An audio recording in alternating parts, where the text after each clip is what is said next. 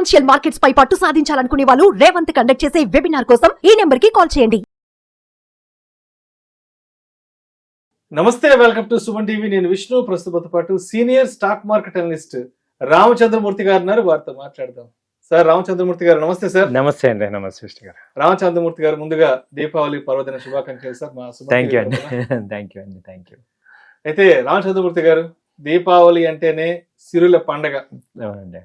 Already మార్కెట్లో ఉన్న వాళ్ళకి, మార్కెట్లోకి రాబోయే వాళ్ళకి దీపావళి అనేది చాలా ప్రత్యేకమైన పర్వదినం. ఎందుకంటే చాలా మంది దీపావళి నుంచి వారి యొక్క పెట్టుబడులను నూతన శ్రీకారం చుడుతుంటారు. చాలా మంది వాళ్ళ యొక్క ఆర్థికాభివృద్ధికి దీపావళి నుంచి పునాది వేసుకుంటుంటారు. కాబట్టి ఎస్పెషలీ స్టాక్ మార్కెట్ వర్గాల్లో దీపావళి అంటే మనం ముఖ్యంగా ముహూర్త ట్రేడింగ్ గురించి మాట్లాడుకుంటాం, అదే సంవత్ గురించి. అవునండి. మరి ఈ ముహూర్త ట్రేడింగ్ రోజున ఎటువంటి విధి విధానాలను పాటించాలి, ముఖ్యంగా రామచంద్రమూర్తి గారి స్టైల్ ఆఫ్ ముహూర్త ట్రేడింగ్ ఎలా ఉంటుంది ఏంటి, అదేవిధంగా ఈ ముహూర్త ట్రేడింగ్ కి సంబంధించి కొన్ని ముఖ్యమైన స్టాక్స్, అంటే ఈ దీపావళి నుంచి అండ్ నెక్స్ట్ ఇయర్ వచ్చే దీపావళి వరకు ఈ 1 year లాంగ్ టర్మ్ ఏదైతే ఉందో, మరి అంతవరకు అనుకూలంగా ఉన్న స్టాక్స్ గురించి మన ప్రేక్షకులకు తెలియజేయగలరు?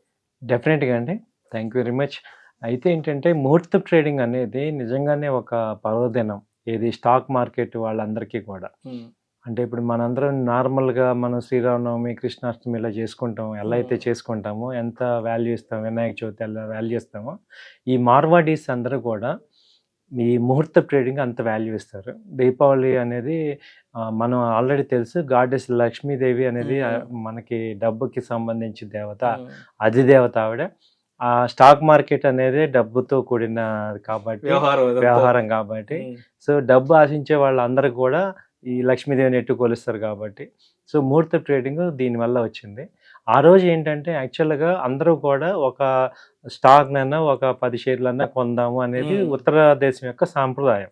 నార్త్ ఇండియన్స్ సెంటిమెంట్ ఇది. అదేంటంటే ఇప్పుడు సౌత్ ఇండియా కూడా రికగ్నైజ్ చేశారు. సో కాబట్టి ముహూర్త ట్రేడింగ్ అనేది ఒక మంచి యాక్టివిటీ. ఇప్పుడు మనం అక్షయ తృతీయ నాడు బంగారం కొనటం అనేది ఎలా అయితే ఒక పాజిటివ్, ఏదో ఒకటి మంచి పని చేయటం అనేది రైటే కదా సార్.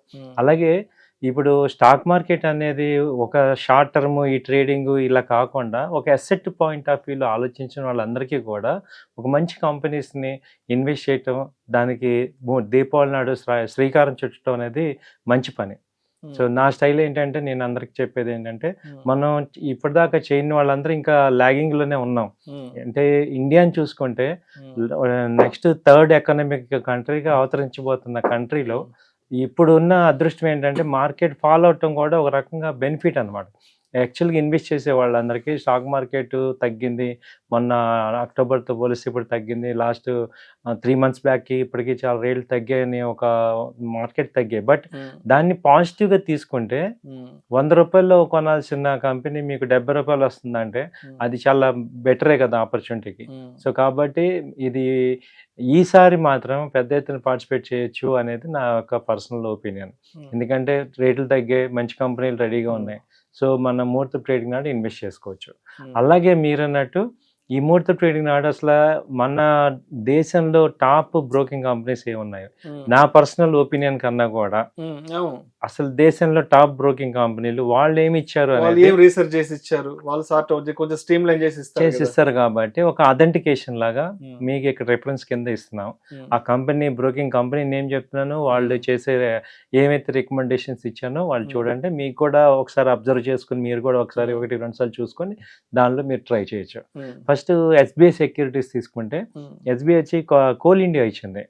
కోల్ ఇండియా వచ్చి ఇప్పుడు యావరేజ్ రేట్ వచ్చి 460 ఆ రేంజ్ లో ఉంది. అలాగే గ్లాక్సో స్మిత్ లైన్ ఫార్మా వచ్చి 2500 ఆ రేంజ్ లో ఉంది. అలాగే చార్లెట్ హోటల్స్, న్యూ మ్యాగ్జన్ సాఫ్ట్వేర్ టెక్నాలజీస్, తర్వాత టైటాగన్ రైల్వే సిస్టమ్స్ అది 1100 ఆ రేంజ్ లో ఉంది. ఈ కంపెనీస్ ని ఈ ఎస్బీఐ సెక్యూరిటీస్ ఆఫర్ చేశారు.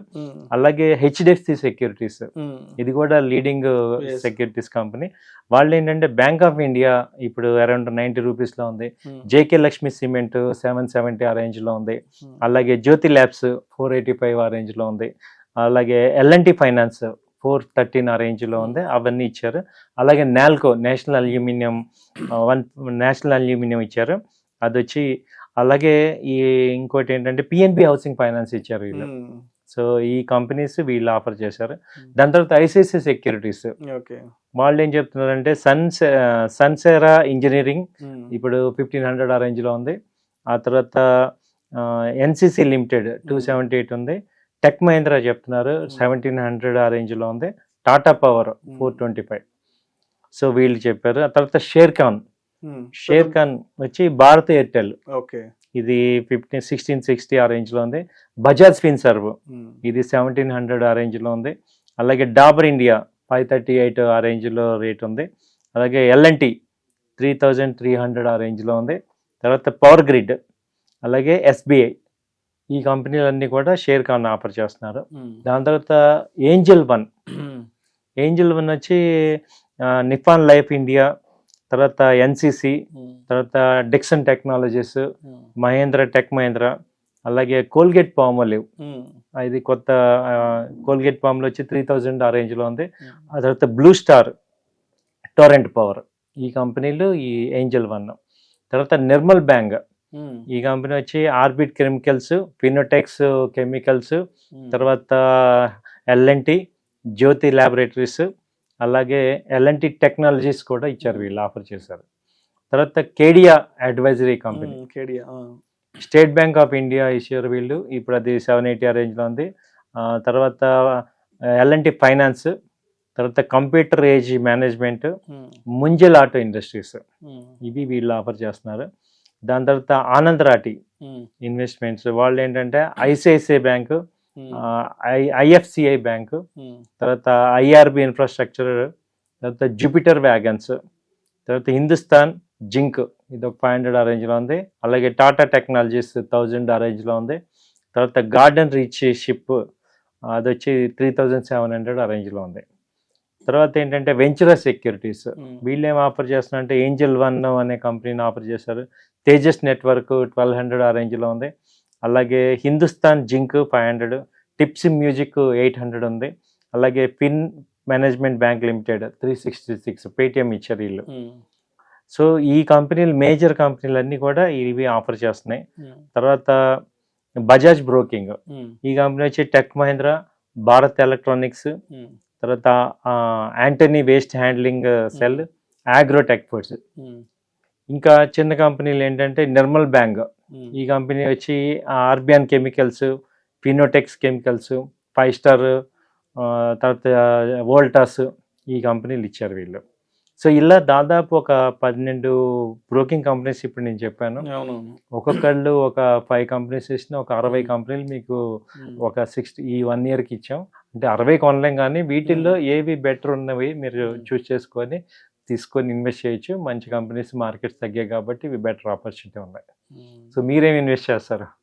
చూడాలి, మీలాంటి ఎక్స్పర్ట్స్ చాలా పెద్ద పెద్ద లిస్ట్ ఇచ్చారు కాబట్టి ఏదన్నా మనకు కొంత రీజనబుల్ ప్రైస్ అనిపించి, కొంచెం ఫండమెంటల్ గా స్ట్రాంగ్ గా ఉన్నాయి, టెక్నికల్ గా స్ట్రాంగ్ గా ఉన్నవి, సో అవన్నీ చూసుకుని డెఫినెట్ గా నేను కూడా ఒకసారి నా వైపు నుంచి నేను కూడా కొంత హోంవర్క్ చేసుకుని, నా వైపు నుంచి కొంత గ్రౌండ్ వర్క్ చేసుకుని, ఆ పిఈ రేషియోస్, ఆ టెక్నికల్స్ ని చెక్ చేసుకొని అండ్ 1-2 సార్లు మళ్ళీ మీలాంటి అడ్వైజర్ సంప్రదించి ఎంతవరకు ఏంటి వీటిలో ఇన్వెస్ట్ చేయొచ్చా లేదా అని నేను కూడా తప్పనిసరిగా డిస్క్లైమర్ ని ఫాలో అవ్వాలి. అండ్ మన ఆడియన్స్ కూడా డిస్క్లైమర్ చెప్పాలి. కాబట్టి ఈ వీడియోలో ప్రస్తావించబడిన అంశాలు కేవలం ప్రేక్షకులకు అవగాహన కొరకు, ఇన్ఫర్మేషన్ కొరకు, ఎడ్యుకేషన్ పర్పస్ కొరకు మాత్రమే. పెట్టుబడులు పెట్టే ముందు 1-2 సార్లు ఆ కంపెనీలకు సంబంధించిన ఫండమెంటల్స్, టెక్నికల్స్, పిఈ రేషియోస్ ఇవన్నీ చెక్ చేసుకొని, దాని మీద కొంత గ్రౌండ్ వర్క్, హోంవర్క్ చేసుకొని మీ అడ్వైజర్ని సంప్రదించిన తర్వాత మాత్రమే తుది నిర్ణయం తీసుకోగలరని మా మనవి.